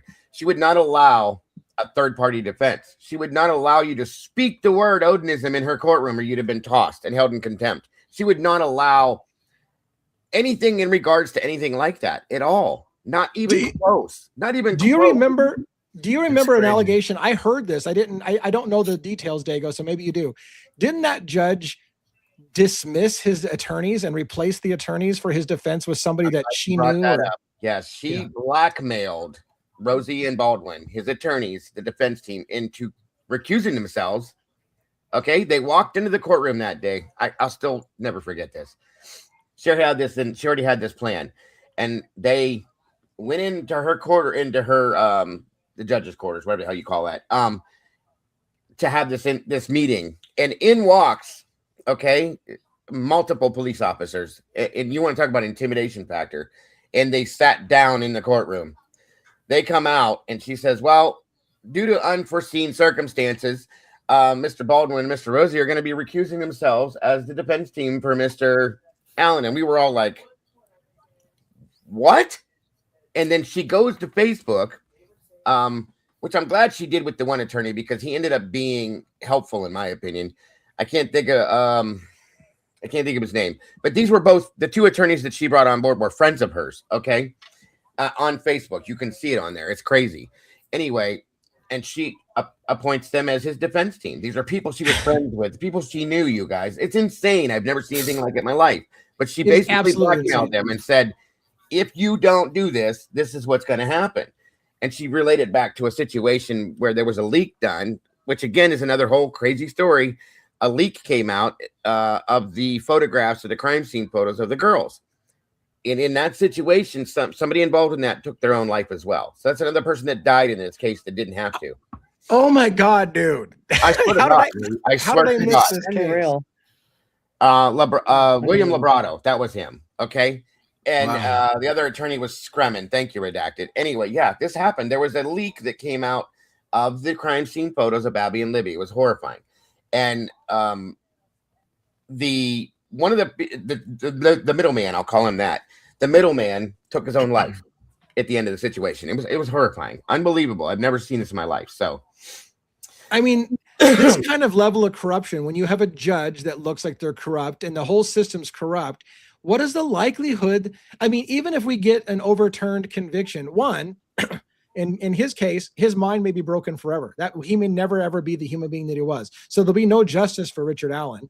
The only justice, therefore, in my mind, is if the judge, if they did something improper, goes to jail. If the prosecutors who did something improper went to jail. If the detectives who did something improper went to jail. But that almost never happens. Like the actual people in charge of the wrongful conviction almost never have to pay the consequence. The only thing that ever happens usually is the person who was wrongly confused or convicted gets a, hey, we're sorry, and let you out. And they get a little tiny check for, hey, we ruined your life, but here's some money. Almost never do you see the people who did the railroading and ruining people's lives get held accountable. That's what scares me about this case, is Richard Allen may be screwed for the rest of his life. Will anybody be held accountable for this? There's another case, Lee, real quick. I throw this in. I just don't know if you knew this, but I've covered this very deeply as well. I have a passion for this one, where 4 little girls lost their life in a house fire that I will bet everything I own that is absolutely 100% linked to the Delphi case. Wow. In the same aspect, to the point that it's called Flora, Indiana. Okay. It's very close to Delphi, but yeah. And one of the people's names that you mentioned earlier on lived 8 houses down from the house that burned down. Dago, I don't know if you know, but my wife and I have tickets booked. We're going to Delphi, Indiana very soon. So if you've got some information that might be good, I'm putting boots on the ground. I'd love to hear some stuff about Flora as well. Maybe we'll take a little side trip and go.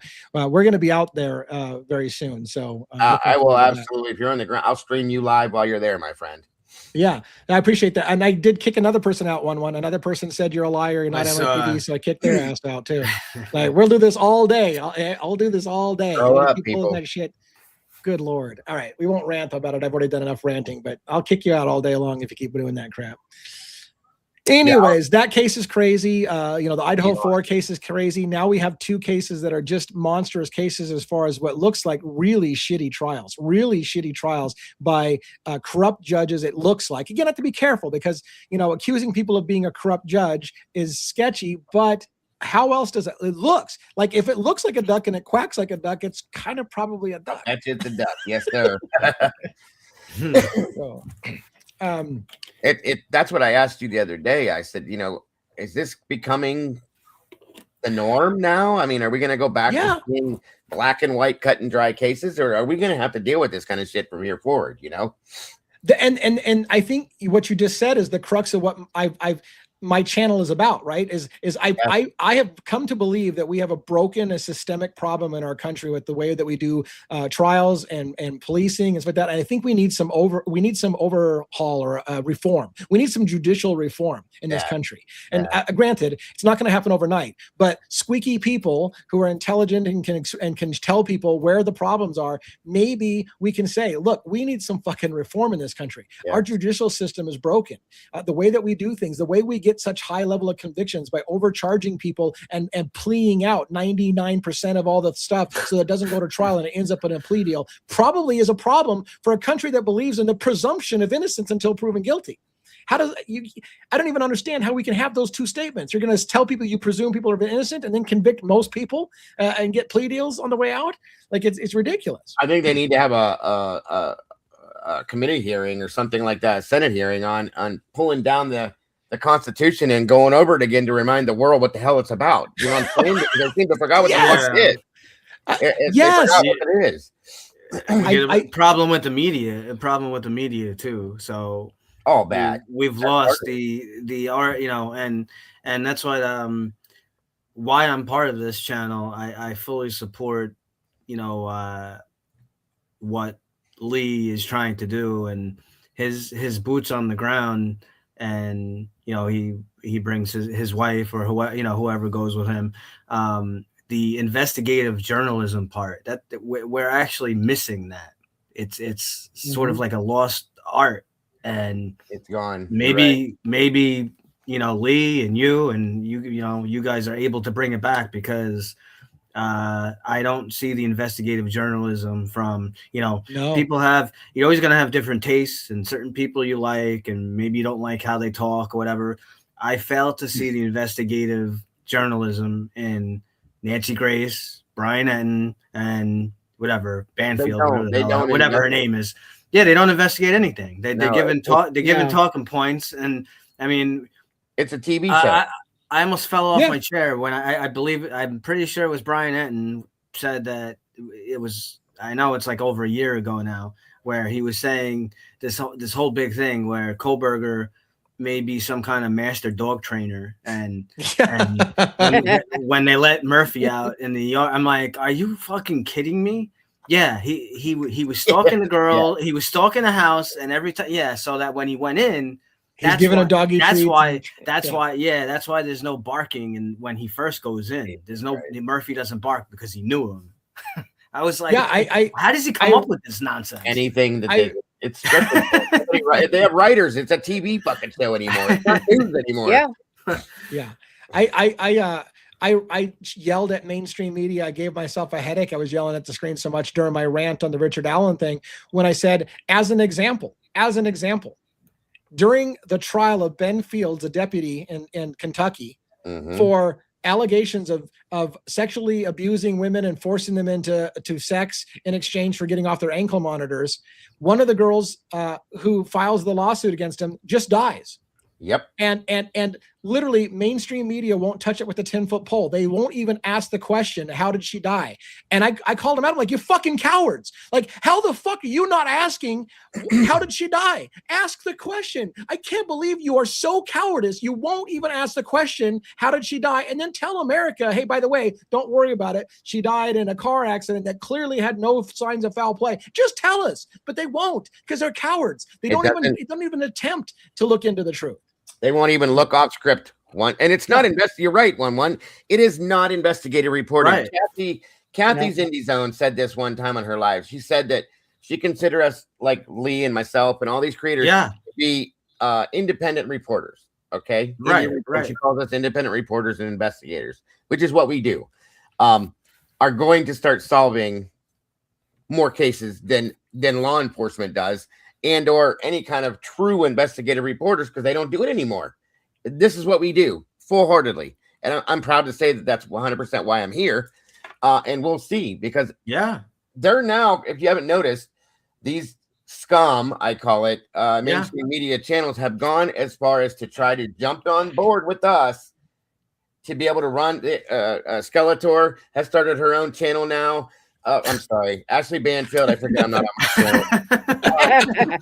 Ashley Banfield has started her own channel now. Brian Etten has his own channel now. Normally, I would call them out by names because I can't stand them. Nancy Disgrace, she has her channel. All of these, Anjanette Levy, Vinny, all of them have started YouTube channels now instead of the other channel. Yeah, they know that they have to compete with us now, and that's what their home bases are telling them to do. And the bigger problem I have with them too. I mean, I know whatever they get their talking points or whatever they want to go with, and they have the backing of a lot of money and people interviewing people, and they can get boots on the ground, and they have all this stuff.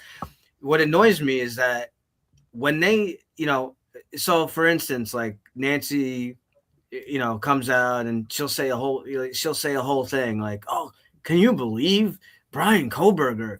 He cleaned his car with bleach back in Pennsylvania and all that stuff. But then let's say like okay, like 2 weeks later, we know that it's factually, 100% false. There's Right. no evidence of bleach, nothing. Where is she coming forward? Where is she saying, They're not. Oops, I have to actually, I mean that to me would bring the integrity back to some of the news, and that's one of the big issues I have. They cannot, even when they get something completely 1,000% wrong, they will not come on and say, I have to clear something up. By the way, when I said this, we were actually wrong. They'll never do it. Right. They're never do it. The one, they're doing it on purpose. They will Yeah, never. I know. I mean, the lead investigators and the prosecutor said that's not true. There was Right.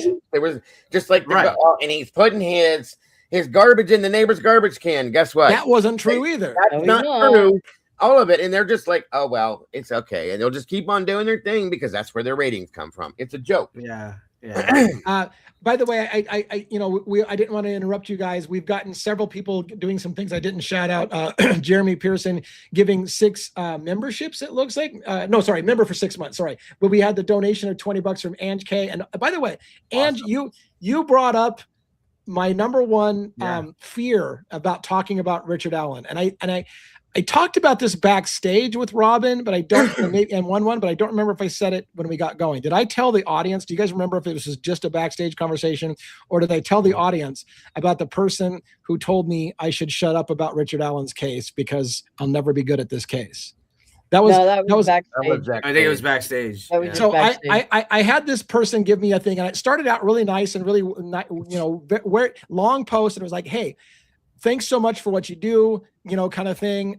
Let me give you a little constructive criticism. You should really stop talking about Richard Allen. You will never be good at this case. You'll never be as good as the people who've been doing this already. I recommend highly that you stop talking about it and you go watch this other user's channel. In fact, you would be better off if you clip her commentary and play it on your channel, because you'll never be even remotely as good at her of talking about their channel. And I'm like, this is part of the reason why I was afraid to talk about Richard Allen in the first place, is the people are going to be like, dude, you're way too late to this case. You don't know enough about it to open your mouth about it. Oh. But I went ahead and did it anyways. I got your back. I did the appeal. But yeah, they got to me with the whole, like, you should shut up. You don't know this case well enough to talk. Shut the fuck up and let the real people talk about the case. So I got your back. I promise you. We have enough to talk about. I promise you we do. I'm excited that you've been on it the whole time, because you've already told me shocking details that if I had known, if I'd been covering the case when a person got shot in the case and somebody else ends up mysteriously dead, me, I'd be ranting my fucking ass off going, are you kidding me? As I did. Yes. I blew up over, and believe me, there's a couple of times I almost could have stroked out on screen. I was flipping out so bad over this shit. It was that bad. And I'm like, and you still convicted him. What the fuck is going on with the world when I see this again? It's like, no, not no, but hell no. Okay. I mean, it's bad, my God. Guys. So yeah, I got your back on this one. We are such kindred spirits. And I think a lot of us on this channel, the ones that stick with this channel loyal, are just like us. They're like, like, what the fuck is going on here? Like, we're looking around. Am I the only one who gives a shit about law and order and all this shit? Like, what's going on? It's bad. It is bad, guys. It's horrible. And I appreciate every one of you guys in here that is supporting my channel as well as Lee's channel, and seeing the unseen or absolute unbelievable bullshit that goes on with these cases is all I'm saying. So yeah. And Amanda B hit it right on the head. Nobody does their own research. They don't. I was arguing in our Facebook group, over the Devil's Advocates Facebook group, with this dude, and he's like telling me Brian Kohlberger is guilty and DA's just a fiction, whatever. And I'm like, obviously you have not researched the case on your own at all. You're just listening to Gray Pubes or whoever it is you're watching. What? Yeah. And I wanted to highlight that comment real quick. It looks like you took it back down from I wanted to highlight that, because this is what I do agree. Like they were talking about, another YouTuber, Shadow Ghost, I think it is. Yes. Talking about how they're coming to the Idaho 4 case late, only coming to it after the plea deal, looking at it with fresh eyes. And so this is what I'm saying. Like, on the one hand, why part of me was like embarrassed to even talk about a case that I didn't follow all this time, and I'm coming in after the case is over, so to speak, right? But yet, sometimes having fresh eyes on the case, like with Dago, like I'm going to start asking questions that maybe even Dago hadn't thought about years ago, and he'd be like, "Oh wow, you know what? I think I know what you're talking about," and I never thought. Like, somebody with fresh eyes can look at something that I'll guarantee you, there's things we're missing on the Idaho 4 case still, and we've been doing it for a long time, right? So I think having fresh eyes on the case, we shouldn't be mocking and ridiculing the people who are coming into it late. They have good opinions, and they are seeing things that maybe we all missed, because all of us get blinders at a point. All of us get blinders. Forgot. I've seen that. I'm grateful for it. I agree. The custody queens came into Idaho 4 later than a lot did, and they caught up, but they came in later. And I've had them on my show already talking, and I love the way they look at it. I absolutely appreciate everything they do with that. So great. That's absolutely the best thing that you can say. Fresh eyes of something that we could have missed. I've gone back to the beginning on the Idaho 4 case probably 5 times, guys. Okay. And there's still things every time I go back that I find that are different or new or that have changed, so absolutely 100%, Lee. I agree with that. And Rochelle's this comment pinned by Rochelle is a good one. And I'm going to try to not be rude when I say this, but I'm talking to myself when I say this. I have to learn that when people come at me and tell me I'm an idiot and they don't know the basics of the case, like I don't know who Hippler is, or I don't know who Molly is, I have to realize, why do I give 0 fucks what someone's opinion is about the case if they don't even know the basics of the case? And I'm going to let them make me feel a certain way about myself, that I'm an idiot, or maybe questioning myself, when I literally know the case so much better than they will ever know it. Like, why do I do that? Why would I? But yet I do. I mean, I'm a person who takes it personally sometimes when people attack me and call me an idiot, but I'm like, I have to remind myself, why am I letting people who literally don't know the fucking case tell me that I'm the idiot? And take that all serious. Right. There's people that have come into my channel, just so you feel better about this, that have literally watched Guilter channels one time. They'll come in and argue a point with me, and I'm like, what the fuck are you talking about? You have no idea what you just said. And I've been here for 4 years, and you're going to tell me this? Because nope, bye. Have a good day. So yeah. It's hard as a people pleaser not to take those criticisms. I'm getting better at it. YouTube makes you a stronger person. Yeah. Just Star 864 donated to the channel, a new subscriber, absolutely loves the content. Thank you so much. I think these panel discussions that we have add so much value. I do a lot of long form content. I break down legal documents, and I get on rants, and I burst blood vessels in my head because I get shouty. However, this panel is a lot of brain trust, and we're missing a couple of good pieces. We got other brains in this panel that provide great perspective. So thank you so much for enjoying the show and becoming a subscriber and donating money as well. Thank you very much for that. Thank you. As I said in the beginning, it's easy. It's very easy to follow the narrative. Sometimes it's a little harder to question the narrative. There's nothing wrong with questioning and checking on receipts, even if they say like, oh, for instance, well, that's Brian Kohlberger's car. They said it's his car. The FBI specialist said it's his car. They can't be wrong. Well, guess what, guys? It's wrong. It's not correct. So, absolutely. And I think at this point, if you don't question the narrative now, that's a problem. Okay, you can't, just because the police say somebody did something wrong, and I'm sure one will agree with this. Okay, just because a police officer says he did it, that doesn't mean it's true, folks. Just because they're wearing a badge does not mean that that's what it is. And a lot of people look at it that way because they don't want to buck the system. They don't want to challenge a situation. They don't want to just say, hey, could it be this instead? Because they're afraid of consequence, or afraid of change, or afraid of anything different other than what they're used to. So unless it's me. But. On the one hand, I have to ask you, by the way, thanks for the new member. We got a new member. So that person not only became a new subscriber and donated money, became a new member as well. So super awesome. Thank you. Appreciate it very much. One of the things I got to say, though, is somebody pointed out to me, mainstream media. So how do I say this? I tried. It's funny, Dago and I both just did the stroking of the beard thing. Yeah. Yeah, you can go ahead and do everybody's. Yeah, go ahead and rub the beard you don't have. Anyways, it's funny because somebody pointed out that really mainstream media at the end of the day is doing the same thing that YouTubers are always accused of, which is they are worried about the algorithm. They're worried about their audience, right? Yes. So one could argue if mainstream's audience is the type of people who love to hear the bad guys are always guilty, whoever's been accused of it is guilty, and that's what their audience is, are they not just giving their audience exactly what their audience wants to hear? They're feeding their algorithm. Their people, the people who watch mainstream media, always believe the accused are guilty, and that's what they want to hear. And so maybe that's what they give them. You want to hear it. We're just giving you what you want to hear. You want to hear us present why the guy that they picked for the crime is the person every single time, because that's what you want to hear.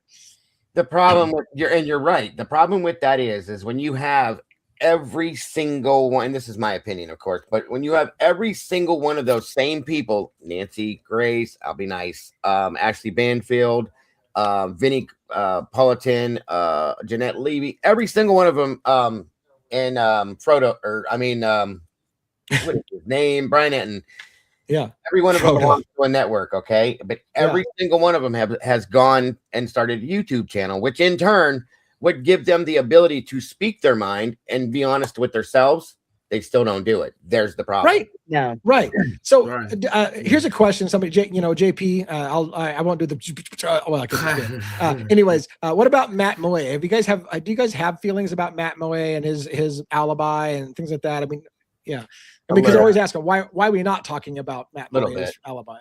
He's from 1260 Volenta. Yeah, he lives in the backyard. Right up in kind of the back side of the house, right? He's the one that apparently woke up at exactly 4:17, but we don't really have. And I believe it was Officer Vargas, female, that interviewed him and really took a bunch of horrible notes. Very bad. It really isn't a follow up as to they have a motion light. How does he know that how does he know that the light came on? Did he go up to the window? Did he, there really is like a lackluster of info there, And let me try to address, I guess, the question that was being asked is why do we not spend more time talking about it? And I'll answer it from my perspective. I did a video one time on Idaho 4 of the top 27 theories in Idaho 4 and how I ranked them. And there was more than 27. I just picked 27 that had some kind of teeth to it and said, okay, what about the frat parties did it? What if it was, the drug angle that did it? What if it was the ex-boyfriend that did it? What if it was Brent Kopacka who just lost his mind on a PTSD bender did it? And I went through 27 different things. And there was more that I left out. Where I'm going with why didn't you look into Matt Moe or whatever? One of the things that I do is I use gut instinct. And so nothing has given me the gut instinct that there's much there, which is why I haven't pulled that thread. Right. I could be pulling threads all day long on all kinds of theories. There's theories out there that are, it's an occult ritual and it's a this or that. And like, there's, space aliens came down and did it, nobody actually died. It was a witness extraction thing, whatever. Like there's a million of them and I don't have time. So I have to ask myself, what's most likely the story here? And those are the ones I spend time on. And so the reason why I don't pull threads on some of the cases, some of the angles that some of you are interested in is because I haven't felt compelled. That doesn't mean I won't. I haven't felt compelled that there's enough to pique my curiosity to say, oh, maybe you're right. So if you've got somebody you think I'm 100% missing, I'm not blind to it. What I need you to help me with is give me that piece that goes, oh, maybe I did miss something here. Because if it's just a matter of, like, for example, if it's just a matter of the guys behind the house had complained about noise complaints at the house, to me, in my mind, that's not, I'm going to go slaughter a bunch of bitches because they won't shut up at middle of the night. You know what I'm saying? Right. So I just don't take that serious as a real, like, it's not likely the guy who's just pissed off that you kept up at night decided, I had enough of your shit. I'm going to go kill a bunch of you and leave some of you behind. Like, that doesn't make sense to me. So I didn't pull the thread. No. Now, if you give me more, there's a long-standing fight between him and somebody, or that's a different story. The only thing that I think with that, really, with the Moye and Simon and that house behind, I think it gives more relevance of Murphy and what dog. It's not proof what dog was barking, right? And again, like we've talked about it before, but just to reiterate real quick. if this house across the street, if they're calling about a noise complaint at 8:30 in the afternoon at night, right, for 11:22, and this guy, I believe, I think we said Matt, but whatever, chippa, whatever, said it was actually Simon. So Simon, yeah. So I get, so Simon woke up exactly at 4:17, I guess, right? And Probably woke up to the sound of dogs barking. Right. And this dog is, and the dog is barking, right, for whatever it is, 40 minutes, 45 minutes. I don't know. 45 minutes. Yeah. 45 minutes. Yeah. So this is a house that made a noise complaint at 8:30 at night previously for the house, whatever, behind them, in front of them. Mm-hmm. And you're going to tell me they're not going to call 911. They're not going to make a noise complaint about a dog barking really loud for 45 minutes at 4:17 in the morning. Same thing. So to me, what does that mean? I don't know 100%, but to me, and then you watch the camera and it does look like around, you can see it looks like there's a car that goes up there around 1260 Vuelta, and the dog, you kind of hear two dogs barking at a certain point. Mm-hmm. You also see a car that it looks like someone leaving, and the car leaves around, it's like 4:52 or 4:53 when all of a sudden the dog stops barking. It really makes me believe that the dogs barking are from 1260 Vuelta. Now, it's not 100% proof, but again, are you going to call the police and call 911 on yourself? No. Right. If it's his dog barking. But as Lee said previously, there are you have to really look at the details, though. You got to look at the facts. What are you really saying there? Is I have a dog. He goes, I take him out in the backyard. This is for, if you're going to say, oh, it's 4:00 in the morning. Okay. So someone, and this was what, 11:13, I believe it was, right. The snow outside, it's cold. So if you're going to say, oh, someone let the dogs out to go to the bathroom, they just left them outside. Like so that's a little strange. You have to look at the devil's advocate of that too. Like what would it, why you're just going to leave the dogs outside barking? Right. Someone's going to call 911 on them. Like why are there dogs outside? Right. That's almost because it's almost like cruel and unusual punishment to the animal. And my ADD brain cannot handle the softballs that you're serving up to me. And so I have to ask, who let the dogs out? Who let the dogs out? I can't handle it anymore. Lee. I'm gonna have to call my mother tomorrow. I'm gonna ask her if she's positive about who my father is and who if I wasn't adopted or something. Because I swear to God, we have the same exact damn brain. I'm telling you. That's the third thing tonight that has been identical in my mind. I'm telling you. With the who let the dogs out, you're like, yeah, I was doing the same thing. I was getting ready to do it when you said that. That's hilarious. Yeah, that's hilarious. That is nuts. Well, hey, I want to go ahead and start getting ready to wrap up. We, we're about 15 minutes away from a couple of hours. I want to ask everyone on the panel to have a chance to say maybe something that you wish we would have talked about, maybe a topic that happened. We still have some time to talk about it. Robin, do you have anything on your mind that you want us to talk about in the last 15 minutes or so here? Well, geez, Mike. do you need a pause while I go to one and ask him the same question? Yeah. Do that. There was something earlier. Now it went out of my head. Is there anything one that you can think of that we want to talk a minute about, or just close out, or how you feeling about things? Well, I mean, no, I mean we talked about the door, the bathroom door there. Yeah. I do think we didn't. I think it's a little. It is a little. I'm just bringing it up there. I'm not saying I know 1,000%. It's just to question your mind. We hear the thumps. We hear all that. And what was it? Who was it that had their father that came? Was it Xana's dad, Jeff? Xana was there a week or two before, looking at door locks and stuff and whatever. So, if you're gonna say there was an issue with the door, why wouldn't he have looked at that as well? Looked at that. And it's just another little turn. Seems Did you every day notice? another Did you- picture, another something that pops up. It's just to bring into your Yeah, and mind. it is an interesting. We didn't spend a lot of time Yeah. on it, but if that doorknob was busted off and someone kicked the door open, again, it leads to what really happened in that house that night, because nobody died in the bathroom, we believe, right? So Right. so That if we know somebody of. if somebody was awake and barricaded themselves in the bathroom and somebody kicked the door open to get to them, Mhm. it changes the whole narrative on how you can kill 4 people in 8 minutes on 2 floors who were all drunk and passed out and sleeping, but it's all bullshit. And now there's a struggle and people are running around, they're screaming for their lives, they're maybe hiding behind doors. Like, at what point does it become ridiculous if that happened? That's a good point. That's what I was going to say to you. One is also the Yeah. photograph of the front door. Did you look at the photographs of the front door? I have to assume again. The one that was supposed to be wide open all day? Yeah. So that door, you can tell that somebody took the deadbolt out, put a plug in it, and sealed it across, and they left that electronic punch code thing in, which I went and found that you can find an override code online for those to override that code if you want to. After they took the deadbolt out, you could take a credit card and open that door, you guys. So Yeah. what is going on with this house and their doors and this and that door thing? It definitely looks like it was kicked in with that door frame, but I just wanted to Right. when you said door, it sparks that again with my ADHD Yeah. fan.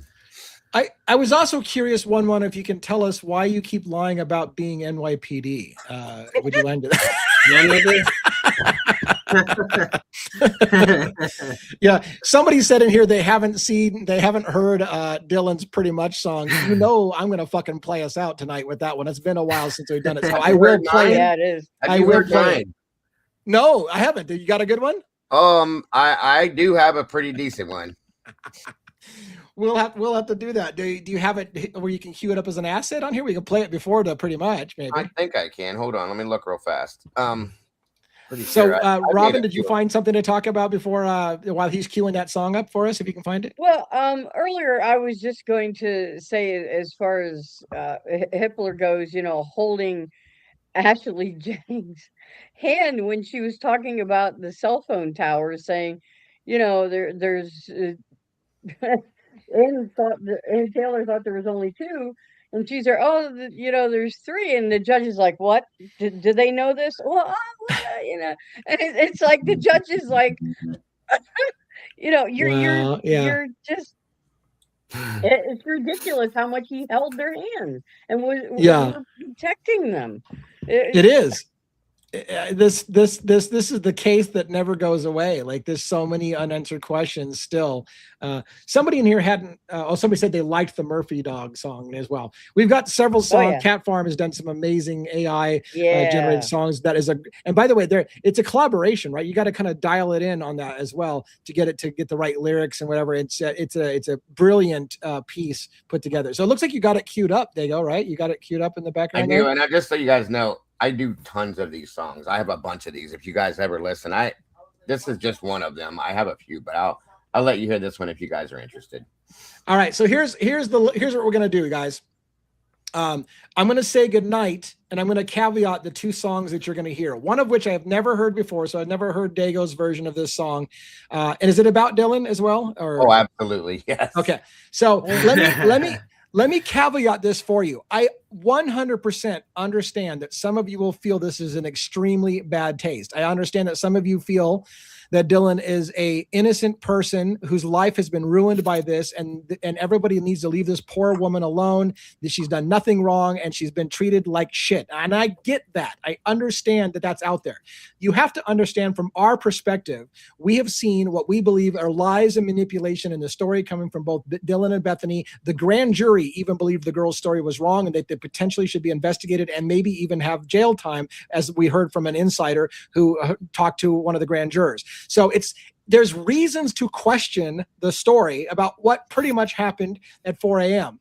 And so our song that we're going to finish after Dago's is called Pretty Much. And it's a parody on Dylan saying it pretty much happened at 4 a.m. I don't know what's in Dago's song. We're going to play that first. I'm going to mute all of our Well, should I mute the panelists, or do you want to go be able to have laughs and chuckles along with the song? What are we doing? Maybe I'll leave us on the side so we can communicate with people. Again, we'll play 2 songs in a row. I've never heard Dago's song, so I can't speak to anything that might be offensive in it because I haven't heard it before. Mine will be offensive. I will tell you there are things that are going to be highly offensive in it. So if you don't like that kind of humor, check out now and stay with us on the cool stuff, which is all the presumption of innocence and the fight, whatever. This is one of those stress relievers. This is one of those moments to just kind of have a good time on the way out. Decompress. Yes. Yeah, decompress. So let's put this up on stage. And I think, do you have to hit the play, or can I hit the play? I can't remember. I have to do it over here. Okay. Let me know when you're ready. Go for it.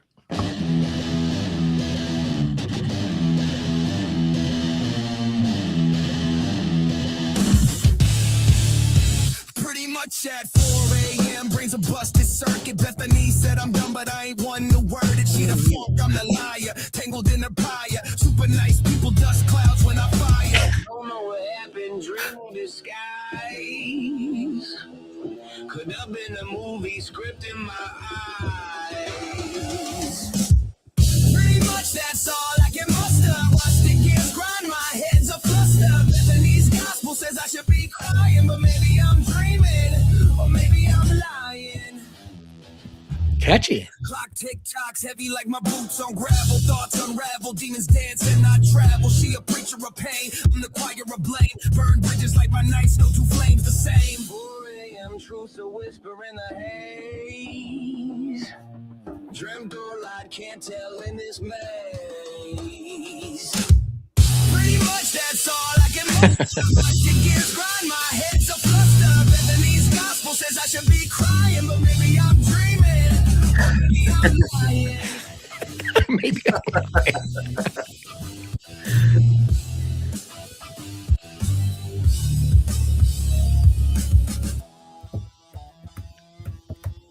That is beautiful stuff. That's beautiful. It's Funny. God bless AI. AI has done some great things. AI is super fun if you know how to use it. Our last thing before saying goodnight tonight, we're going to play Pretty Much, made by Cat Farm on our show. One of the best songs as well that we've heard. She's done a really good one on Murphy as well. Love that added part to kind of lighten the mood after much deep topics. These are very deep things.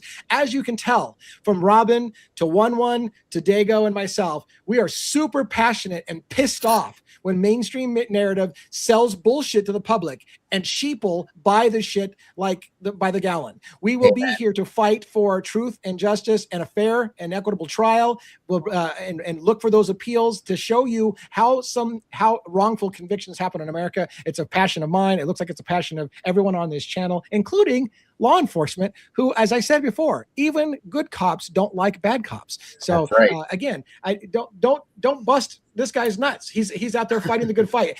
By the way, as one thing I say, one more thing about him, he's the kind of guy who says you can call him a pig, you can call him whatever you want, you can insult him, and he will still defend your rights and protect you when it comes time. So show some fucking respect for our law enforcement. Amen. Have a great night. And now let's lighten the mood with Pretty Much from Dylan.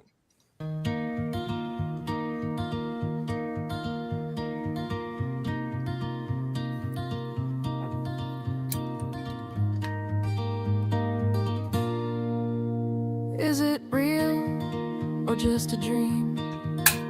Can I tell you what I've seen? Pretty much at 4 a.m. a man appeared in front of me. I don't recall a single thing. I'm so lost inside my mind. No one answers when I ring. Was it real or just a lie? Can I tell you what happened? Pretty much at 4 a.m. something happened. Pretty much, I don't know what happened. Pretty much, everyone is super nice. Super nice. My friends were home, but I'm not sure. I went straight past and left her there. When I saw her lying on the floor, I ran away, but I wasn't scared.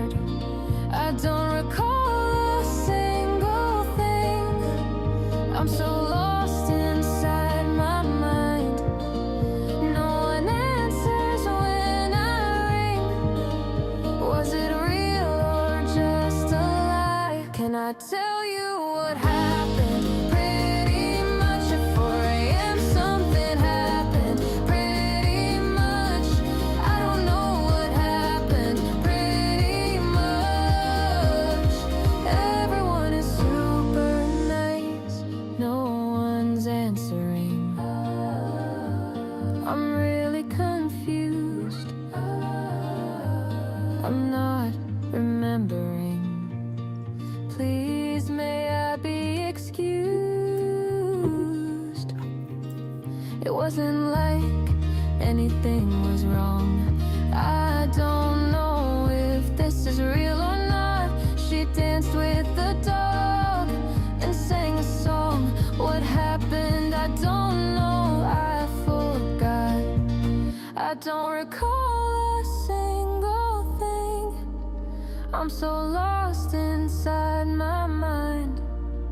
No one answers when I ring. Was it real or just a lie? Can I tell you what happened? Pretty much at 4 a.m. something happened. Pretty much. I don't know what happened. Pretty much. Everyone is super nice.